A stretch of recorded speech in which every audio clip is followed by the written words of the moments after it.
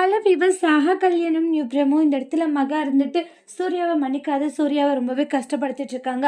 சூர்யா இருந்துட்டு எதுக்காக மகா இப்படி பண்ணிட்டு இருக்க, நான் சொல்றேன் எந்த ஒரு விஷயத்துமே நீ காது கொடுத்து கூட கேட்க மாட்டேங்கிற, நான் எதுக்காக கேட்கணும்னு சொல்றேன். இங்க பாருங்க, உங்க இஷ்டத்துக்கு நீங்க நடந்துக்கும் போது அதே மாதிரி தானே என் இஷ்டத்துக்கு நான் நடந்துக்க முடியும்ன்றாங்க. நீங்க என்ன சொன்னாலும் நான் எப்பயுமே மனசு மாற மாட்டேன்.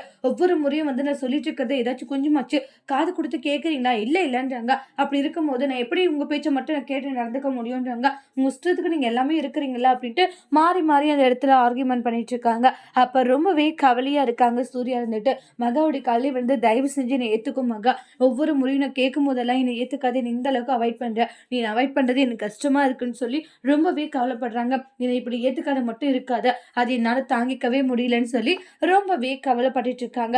அப்ப இருந்துட்டு மகா இருந்துட்டு நீங்க என்ன சொன்னாலும் நான் ஏத்துக்க மாட்டேன்ட்டு போயிடுவாங்க. சூரிய பாத்தீங்கன்னா ரொம்பவே கோவப்பட்டு வீட்டை விட்டு போயிடுறாங்க.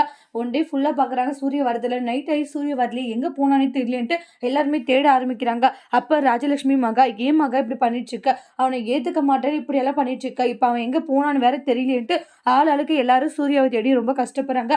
மகா இருந்துட்டு எங்க போயிருப்பாரு இவரு அப்படின்ட்டு மகா ரொம்ப கவலையா இருக்காங்க. அதோட இந்த பிரமவை முடிச்சிருக்காங்க. தேங்க்யூ.